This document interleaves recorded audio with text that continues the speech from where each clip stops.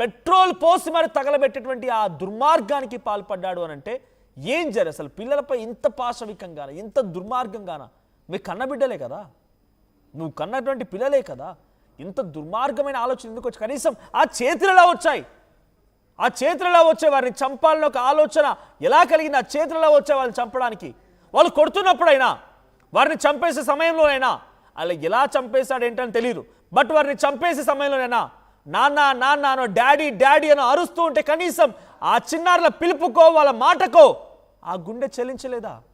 ఆ గుండె నీకు కనీసం కన్న పేగు కదా అని ఎప్పుడు ఆలోచన కలగలేదా? ఇంత దుర్మార్గంగానా? సో కుటుంబ కలహాలతోనే పిల్లల్ని చంపి ఉంటాడు వెంకటేశ్వర్ అనేది ఒక అనుమానంగా ఉంటే తాను కూడా బలవన్మరణానికి పాల్పడ్డాడు కాబట్టి పిల్లల మరణానికి తన మరణానికి కారణం కుటుంబ కలహాలు అనేది ఒకవైపుగా వినిపిస్తూ ఉంటే మరోవైపుగా తన భార్య మాత ఎటువంటి సంబంధం ఎటువంటి గొడవలు లేవంటోంది. అయితే ఈ సంఘటన జరిగింది అచ్చంపేటలో, ఆ సీసీటీవీ ఫుటేజ్లో రికార్డ్ అయింది. ముగ్గురు పిల్లలు వెళ్తున్నటువంటి సీసీటీవీ ఫుటేజ్ అక్కడ రికార్డ్ అయింది. డిండి గ్రామ సమీపంలో పాప మాత్రమే బైక్ పైనట్టుగా గుర్తించారట. సో కుటుంబంలో ఎలాంటి గొడవలు లేవని భార్య దీపిక చెప్తోంది. పిల్లల్ని వెంకటేశ్వర్లు ఎందుకు చంపాడని తెలియడం లేదంటూ దీపిక అంటోంది. ఒకసారి ఆ సదరు భార్య, తనని కట్టుకున్న భార్య, పిల్లల తల్లి కన్న పేగుని తన భర్త ఇంత దుర్మార్గంగా హతమార్చాడు అనేటువంటి విషయం తెలిసిన తర్వాత తను ఎంతలా రోధిస్తూ ఉంటుంది. ఒకసారి ఏం జరిగిందని తన మాటల్లో విందాం, తను ఏం చెప్పారో చూద్దాం. మేము అందరం ఉన్నాం, ఉండి ముడుపు కట్టుకుంటారు. నా తల్లిగారి ఇంట్లో ముడుపు కట్టుకున్నాం, బాగా ముడుపు కట్టుకొని బాగున్నాం. బాగుండి నేను రెడీ అయ్యి నేను దండం పెట్టుకొని దేవుడికి కిందికి వచ్చేరకు నా మొగుడు దీపి బండి మీద పో నువ్వు, నా నా నా అన్న, నా పెద్దమ్మ కొడుకు చెల్లెలు బిడ్డ నా సొంత తమ్ముడు నేను ముగ్గురం పోయి నన్ను ఆఫీస్ కాడ దింపితే అమ్మి లేట్ అయిద్దా నీకు అన్నాడు. నేను ఈయన బండి మీద పోతా అంటే బస్సు ఎక్కిపోయాను, బావ ఫ్రీగా ఉంది కదా, నా కోసం ఎర్రనపాలెం వద్దులే అని చెప్పిన. లేదు దిప్పి వాడికి ఏదో పని ఉందంట, డెబిట్ కార్డు ఏదో ఉంది కావాలంట వాడొత్తులంట అంటే సరే బావ అయితే పోతాం ముగ్గురం అని చెప్పి నా పెద్దమ్మ కొడుకు వాళ్ళ అక్కోల పీటల మీద కూర్చుంటుంటే ఆడికి పోయిండు. నా తమ్ముడు బ్యాంక్కి పోయిండు.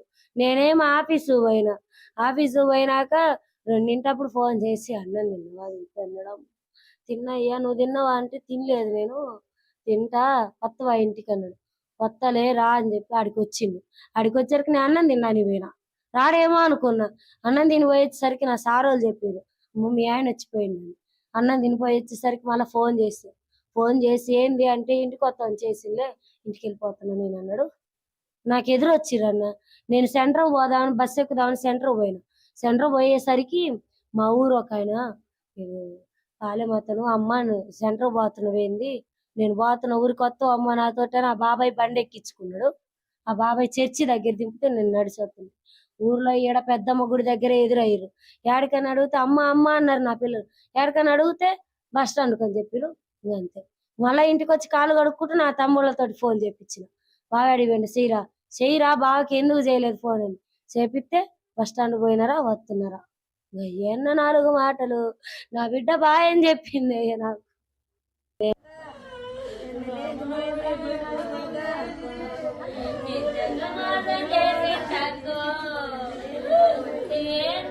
చూడండి, ఆ తల్లి మాటలు వింటూ ఉంటే కళ్ళలో నీళ్లు తిరుగుతూ ఉన్నాయి. నిజంగా నాకు కూడా బాధ అనిపిస్తుంది. బికాజ్ ఇక్కడ ఏం జరిగిందంటే తన ఆఫీస్కి వెళ్ళింది, ఏదో ముడుపు కట్టింది అని చెప్తోంది. కానీ అవన్నీ పక్కన పెడితే చివరిగా తన భర్త తన పిల్లల్ని తీసుకొని వెళ్ళడం చూసింది. తను వేరే ఒక తెలిసినటువంటి బంధువు బైక్ పైన ఇంటికి వెళ్తుంటే వాళ్ళు ఎదురు పడిపోయి అమ్మ బాయ్ అని చెప్పి ఆ పిల్లలు చెప్పారంట. ఎటు వెళ్తున్నామని అంటే బస్ స్టాండ్ వరకు పిల్లల్ని తీసుకెళ్ళి వస్తానని చెప్పి ఆ భర్త చెప్పాడంట. తర్వాత ఫోన్ కూడా చేసిందట, వస్తున్నాను బస్ స్టాండ్ దగ్గర ఉన్నానని చెప్పాడంట. కానీ అంతలోనే ఏం జరిగింది? అంతా సవ్యంగానే ఉంది కదా, తను చెప్పే మాటలు అంతా సవ్యంగానే కనబడుతోంది. కానీ ఆ భర్త ఇంత దారుణానికి ఒడిగట్టడం ఏంటి? ఆంధ్రప్రదేశ్ నుంచి తెలంగాణకు వచ్చి అచ్చంపేట దగ్గర సీసీటీవీ ఫుటేజ్లో రికార్డ్ అవ్వడం ఏంటి? అక్కడి నుంచి నాగర్ కర్నూలు జిల్లాలో ఓవరాల్ అచ్చంపేటకి సంబంధించి సమీపంలో డిండి గ్రామం దగ్గర ఈ సంఘటన జరగడం ఏంటి? ఇంకో దగ్గర శ్రీశైలం అండ్ హైదరాబాద్ హైవే పైన ఆ పిల్లలిద్దరిని కూడా పెట్రోల్ పోసి నిప్పంటించడం ఏంటి? ఇది చాలా బిగ్గెస్ట్ మిస్టరీగా ఉంది. కొంత అనుమానం కూడా కలుగుతోంది. కుటుంబం కారణమై ఉంటే ఇంత సవ్యంగా ఇంత ఈజీగా ఉంటుందా? ఇప్పటికే పడిపోయేది కదా అని చెప్పి ఒక రకంగా కూడా అనుమానం కలుగుతోంది. ఒకసారి పోలీస్ అధికారులు కూడా మాట్లాడుకొచ్చారు. ఆ పిల్లల్ని ముగ్గురిని హతమార్చి తాను కూడా బలవన్మరణానికి పాల్పడ్డారనేటువంటి విషయం పైన తను కూడా క్లారిటీ ఇచ్చారు. తనేం మాట్లాడారు చూద్దాం. పోలీస్ ఆఫీసర్ ఏం మాట్లాడారు ప్లే చేయండి. పోయిన నెల 30/8/2025 తేదీన పెద్ద బోయళ్లపల్లి వైపాలెం లిమిట్స్లో గుత్తా వెంకటేశ్వర్లు అనే వ్యక్తి తన భార్యతో గొడవపడి ముగ్గురు పిల్లల్ని తీసుకుని ఇంట్లో నుంచి అలిగి వెళ్ళిపోవడం జరిగింది. దీని మీద వాళ్ళ బంధువులు అంతా ఈ బంధువుల ఇంటికి వెళ్ళాడేమోనని చెప్పి వాళ్ళంతా కూడా బంధువుల ఇళ్ళలో సెర్చ్ చేయడం జరిగింది. సో వాళ్ళకి ఎక్కడ కనపడకపోయినందువలన ఈ నెల 2వ తేదీ వైపాలెం పోలీస్ స్టేషన్కి వచ్చి మిస్సింగ్ కేసు ఇవ్వడం జరిగింది. వెంటనే మిస్సింగ్ కేసు రిపోర్ట్ నమోదు చేయడం జరిగింది. దీని మీద అతని ఫోన్ సిడిఆర్ పెట్టగా ఫోన్ స్విచ్ ఆఫ్ వస్తుంది, వెళ్ళిపోయిన పర్సన్స్ది. దీని మీద మన రెండు టీమ్స్ని పంపించాము. ఆయన వెళ్ళినట్టు ఎన్ రూట్లో శ్రీశైలం సున్నుపెంట మీదుగా వెళ్ళినట్లు సీసీటీవీ ఫుటేజ్ ద్వారా గుర్తించి మన పోలీస్ టీమ్స్ వెళ్ళి వెతుకుతూ ఉన్నాయి. ఈ లోపల నిన్నటి దినమున తెలంగాణ స్టేట్ నాగర్ కర్నూలు జిల్లాలో వెల్దండి పిఎస్ వద్ద ఇది వెళ్ళిపోయినటువంటి వెంకటేశ్వర్లు డెడ్ బాడీ అక్కడ పడింది. అక్కడ ఇచ్చినటువంటి సమాచారం మేర అక్కడ వెళ్ళి చూడగా ఈ వెంకటేశ్వర్లు బ్రెస్ట్ సైడ్ బాడీ తీసుకుని చనిపోవడం జరిగింది. దీని మీద వెల్దండి పిఎస్లో నాగర్ కర్నూలు జిల్లా వెల్దండి పిఎస్లో 174 కేసు నమోదు చేయడం జరిగింది. తర్వాత ఈ దర్యాప్తులో భాగంగా ఈ ముగ్గురు పిల్లల ఆచూకీ అనేది మనకి కనపడలేదు. ఫర్దర్గా మనం వీళ్ళని అక్కడ ఉన్న పోలీసుల సహాయంతో మనం సెర్చ్ చేస్తుంటే ఈరోజు ఇద్దరు చిన్నపిల్లల్ని ఉప్పునూతల అచ్చంపేట సర్కిల్లో ఉప్పునూతల పిఎస్ లిమిట్స్లో ఇద్దరు పిల్లలు కాల్చివేయబడినట్లు, మరో పెద్ద పాప మోక్షిత అని అక్కడ మన కల్వకుర్తి పోలీస్ స్టేషన్ తాండ్రా వద్ద కాల్చివేసినట్లు గుర్తించడం జరిగింది. దీని మీద మిస్సింగ్ కేసుని ఆల్టర్ చేసి కేసు దర్యాప్తు చేయడం జరుగుతుంది. రైట్, భార్యతో గొడవ కారణంగానే ఇదంతా జరిగిందని పోలీసులు నిర్ధారించారు. సో భార్యతో గొడవ అయితేనేమి ఇంకేదైతేనేమి పిల్లల్ని ఎంత పాశవికంగా హత్య చేయాలా, వారిని చంపేసి వారిని హతమార్చి ఆ తర్వాత పెట్రోల్ పోసి నిప్పంటించాలా, చాలా దారుణాతి దారుణంగా వ్యవహరించాడు ఆ సదరు తండ్రి. మరిన్ని అప్డేట్స్ మా ప్రతినిధి శ్రీనివాస్ సిద్ధంగా ఉన్నారు. శ్రీనివాస్, సో ఏం జరిగింది, ఈ ఘటన పైన అటు కుటుంబీకులు ఏం చెప్తున్నారు, అప్డేట్స్ ఏంటి?